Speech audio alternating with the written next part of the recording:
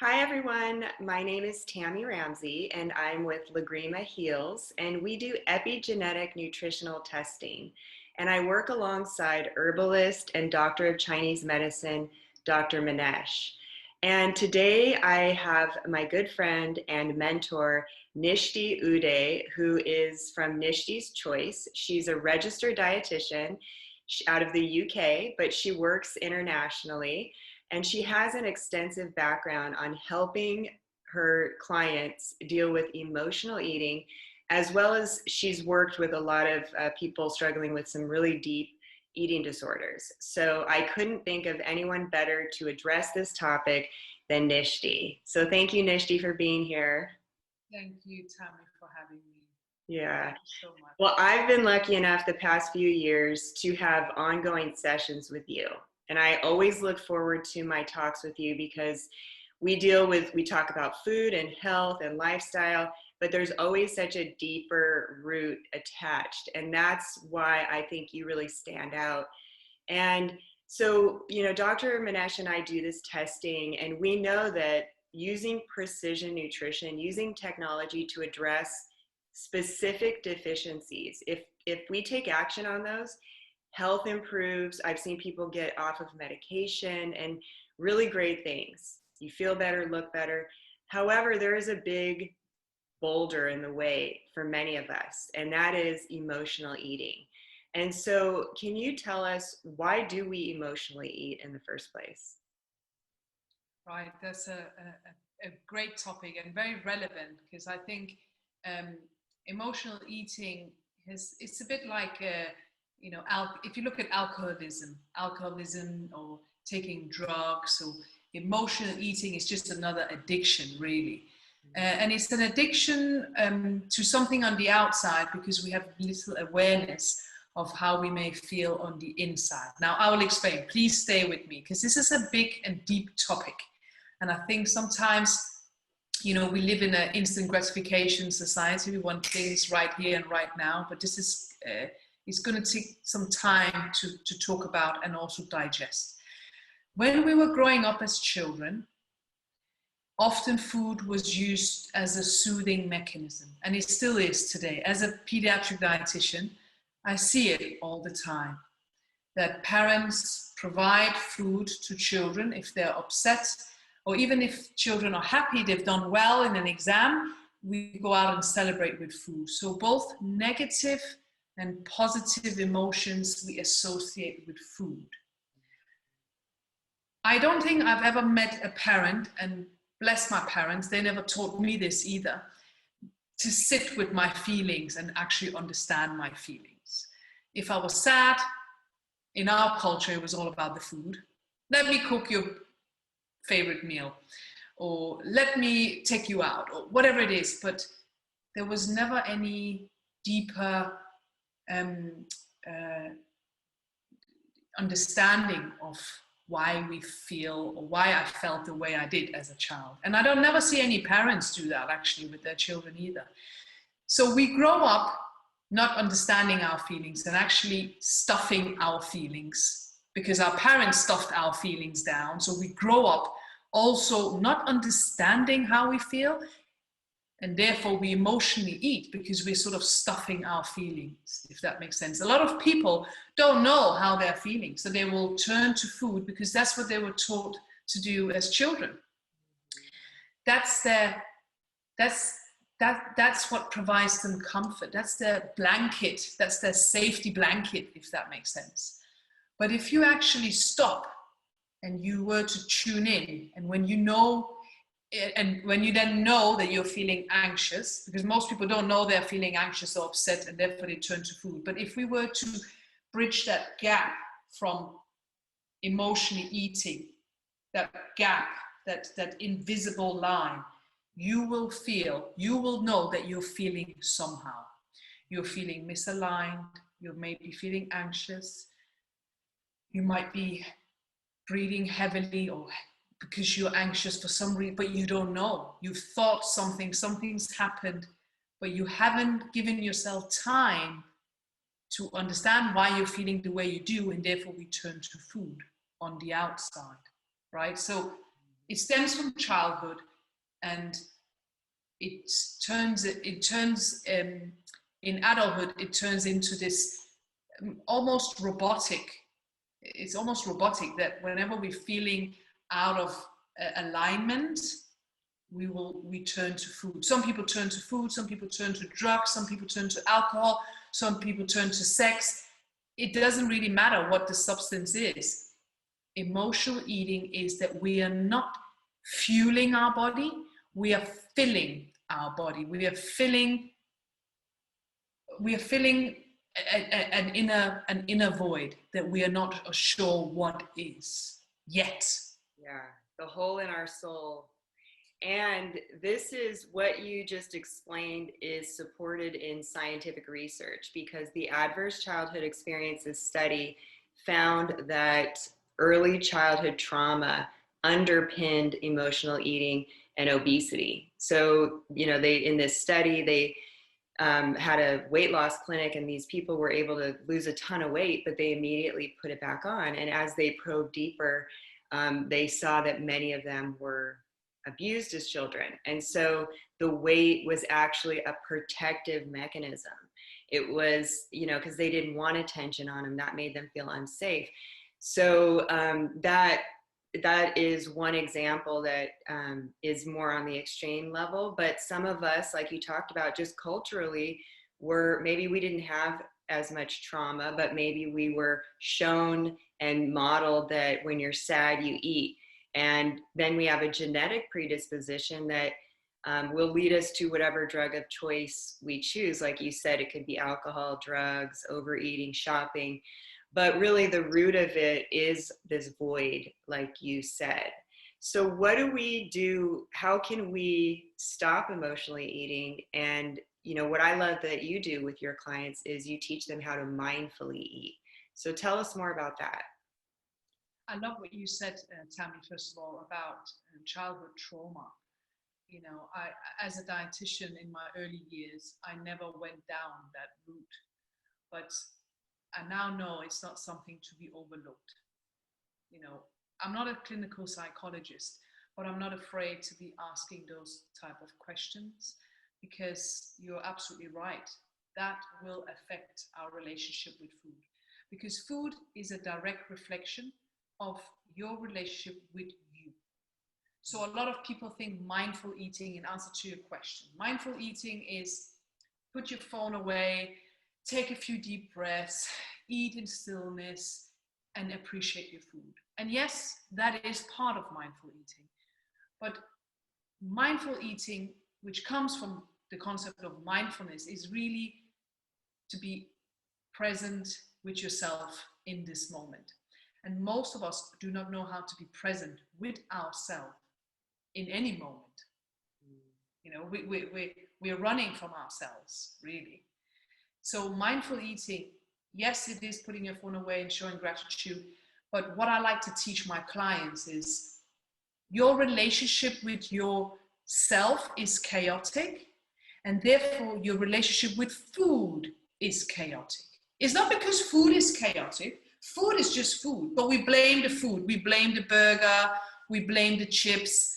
It's not about the burger or the chips. It's about us, and it's about how we view ourselves, and it's how we've grown up. And it's just, there are so many factors. So I just want to mention that first. So it's a question of changing our relationship with ourselves. How do you do that? That's not an overnight thing, but it is very possible. It's very, very possible. First, we have to be aware that we are comfort eating or emotional eating, or that our diet isn't healthy. Once we are aware of that, we can look at, okay, why is that? Examine why are we doing what we're doing? Are we just, doing what everyone else is doing? Or are we just doing things on robotic mode? Or are we feeling upset? Are we emotionally eating? What is it? And that's when a mindfulness practitioner could actually help you, because it's not just, it is about the food, but it's not just about the food. Obviously, healthy nutrition, you cannot deny that a banana is healthier than a burger, or that a salad with lean protein is healthier than chips. but it's also about us and our thoughts about ourselves and what we feel we may deserve. It's often a question of not feeling like we deserve the best nutrition. So there is also that lack of worth that comes in. So, oh, it's such a big topic. I hope I'm answering your question here. But the way I work with my clients is I first talk about that it's not about don't blame the food. Don't blame the burger. And don't blame yourself either. No, we don't get away with that. But let's look at how we have such chaotic minds. We've come from chaotic households. You know, most people have had a very chaotic upbringing, and it's looking at those factors, bringing peace to those, awareness to those factors. And that's when you will find that your relationship with food, you will start to take higher choices. You will choose higher choices. That's the word. You will choose the best nutrition because you are no longer feeling chaotic, out of alignment, uneasy, all of that.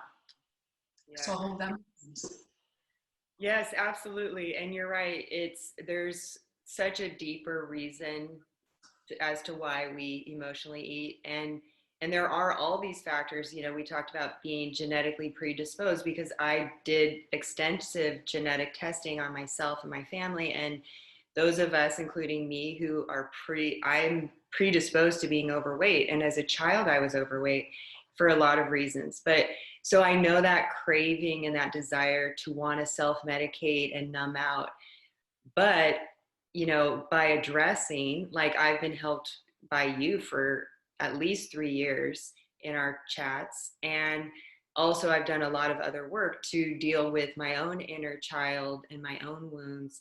And I do feel I have much more power over my choices. And then when you couple in the like actual targeted eating where you eat the healthy food, then you're going to crave healthier food. If you sabotage, you know, because just eating the junk food can make it so much harder on yourself, because then you crave, you know, biologically, you feel like you crave sugar and stuff. So there's all kinds of reasons. But I think that what we're talking about today with the inner child and our deeper reasons for sabotaging our success, that is left out of most conversations in nutrition that I have experienced. Yeah, I think it's too big a topic and it's too personal maybe. Mm-hmm. But I think because I've done the inner work myself, I've been on a journey of healing my inner child, on a spiritual journey for many years, and I still am. I am not afraid to ask people these questions. Yeah. You see what I'm saying? I think the practitioner, and actually there's research to show that when a practitioner is more self-aware, they're able to bring that out into the consultation as well. You know, if you're not self-aware, how are you going to, you're just going to touch the surface. I do not believe in just touching the surface. Everyone knows a salad is healthier than a burger. Why is most of the population still struggling with food? Because it's much deeper than that. And yes, there's a genetic predisposition to various, yes, we all know that, but there is that, you know, the much deeper level. Yeah. How we feel about ourselves and how little we think we deserve and how unworthy we feel, and our upbringing was tough, and, you know, all these things, and what other people say. We are just, we are, everything society and culture says we should do, we do. We are not our own person. We don't own our own power. And people just follow the next diet, or they become vegan because the neighbor is vegan. You know, who are you? What are you about? What do you want? You know, it's that we were not left empowered as children. We were left disempowered, unconscious parenting, you know, where the parent says, eat this. I see this at the moment. I'm working with these clients, and it's, honestly, I sorry, something's coming up here. Bear with me. Sorry, I hope you can you hear me? Yeah. I thought my laptop is just making noises. So I'm working with these parents at the moment who want to feed their children particular meals, and they expect their children to eat particular times of the day and this amount. And I'm like, no. What does your child want? Don't project all your fears and anxiety onto your children just because this is what you think they should have. Do you know how difficult it is to communicate this to parents? Oh, I know, because I struggle with it. I want to control everything. And you have really helped me with this. But yeah, what can we do as parents so that we don't create and raise emotional eaters?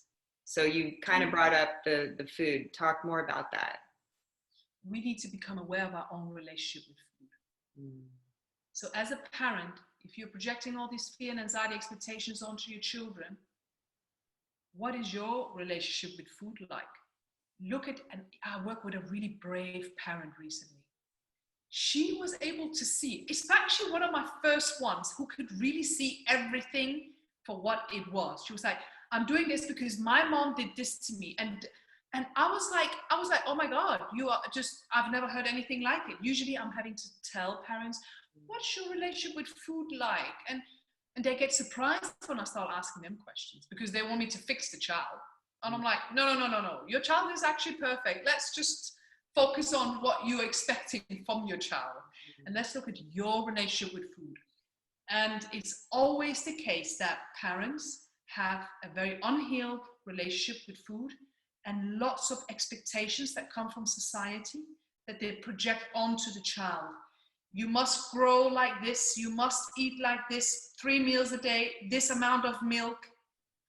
But if a parent is self-aware and conscious, they will go, actually, I don't need to follow any of that. I need to look at my child for who they are.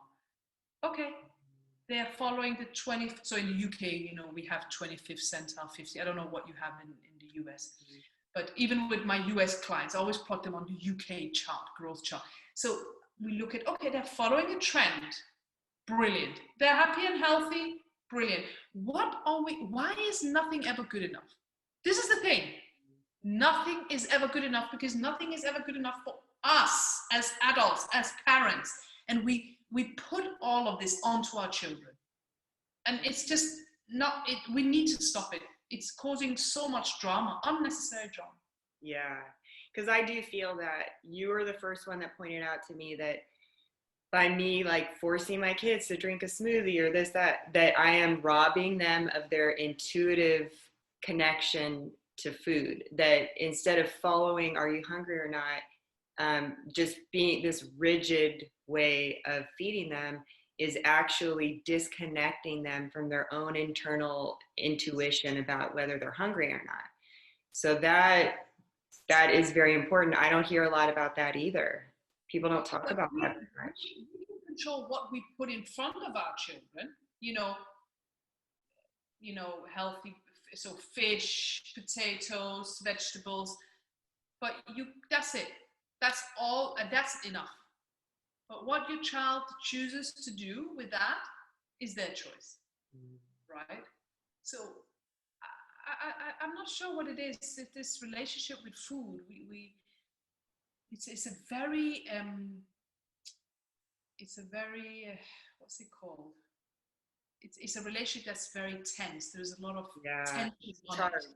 Charged, that's the word. It's a very charged relationship, and I think, you know, we live in a society where everything is about food, when in fact food is just here to fuel us. We make it into this big thing, you know. We need to eat healthy, but let's not, you know, let it come naturally. Let your children show you what they are all about. But I mean, you know, I would always recommend to work with someone initially, because it is really unlearning a lot of stuff you have learned. That's my main job. I'm teaching parents, and because I also work with non-parents, you know, I work with children and parents or adults, from eating disorder, emotional eating, allergies, overweight. And I always say, we need to unlearn a lot of stuff. And they go, okay, what do you mean? Everything you know about nutrition and everything everyone has told you, we need to scrap that. And actually, don't even listen to me. Let's listen to your body. And people go, okay. but it's a journey. Learning to trust your body is not something that happens overnight, but the more you listen, the more it will speak. Julian, it will speak. And I'm working with someone with an eating disorder at the moment who really struggles with anxiety. Most eating disorder patients do. And she feels so much anxiety, but she wasn't aware where the anxiety was in her body. So I said to her, where is the anxiety in your body? Didn't understand initially, but now with the body, because you can do a body meditation scan. When you're feeling anxious, you see where the anxiety is in your body, because it is somewhere. And for most people, it's here or in our stomach. And when you're able to know when you have anxiety, you will know not to run away from it. So someone with an eating disorder will not eat, but someone who is overweight may just run to food to fill that feeling. Does that make sense? So we need to be aware of our body and the sensation it shows us when it's not in alignment. That's a skill that can be learned. The more you learn to listen, the more you'll know. When I don't feel aligned, I know, and I stop, because I'm like, I'm not aligned. I'm feeling tension. Why? It takes work. It takes work to be self-aware. Yeah, absolutely. Thanks. You're right. The mind-body connection here in the US, we are taught that everything is separate. The mind and the body are separate. That's our Western conventional medical system. Everything is separate, but we know that's not true. Even just the placebo effect that's proven, that's, just by thinking something could work, it could work up to 30%.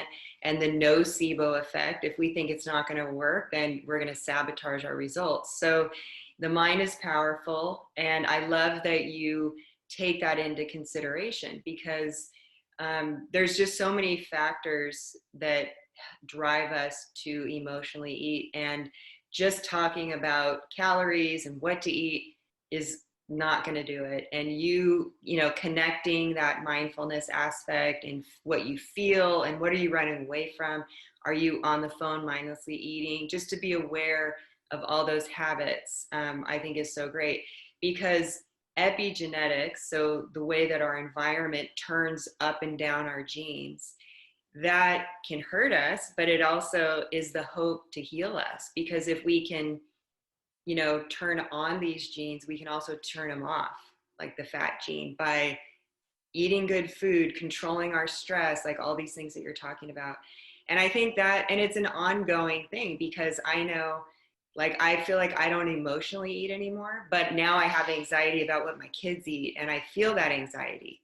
So it's like, it doesn't go away. It just kind of like transfers, it shows up in a new way. So it's a lifelong thing that we have to deal with our own anxiety. Am I giving my kids this anxiety? What if I'm so worried about every little nutrient, but I'm causing them stress, then I'm actually not helping them. And so I think that's where you really help. And I've really appreciated all the work you've done with me. And I want to encourage our clients, because we do the testing, but you are a great person. If somebody is struggling to achieve their results, you're a great person to contact to get help.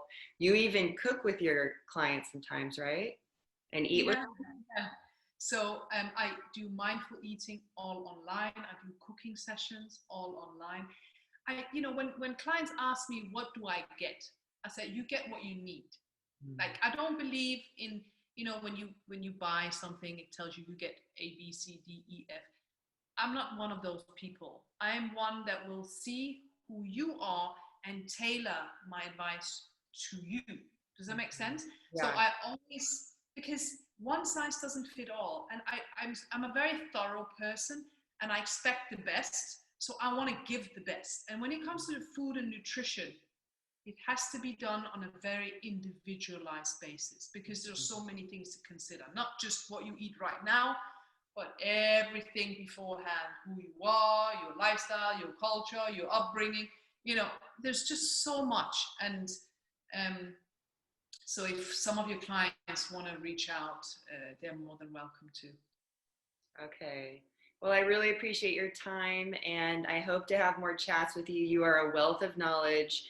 You combine the science and the mindfulness, and it's really a holistic approach that I think we all need to move toward, because otherwise we're missing out. We're missing these big important pieces. So it's not just about the nutrition, it's about our baggage and everything we bring to it. That's So, it. It really is. Yes. so I'll put your information, I'll post your information so people can reach out to you. But thank you so much, Nishti. I look forward to our next chat together. Take care. Thank you. Bye, everyone. Thanks. Bye bye.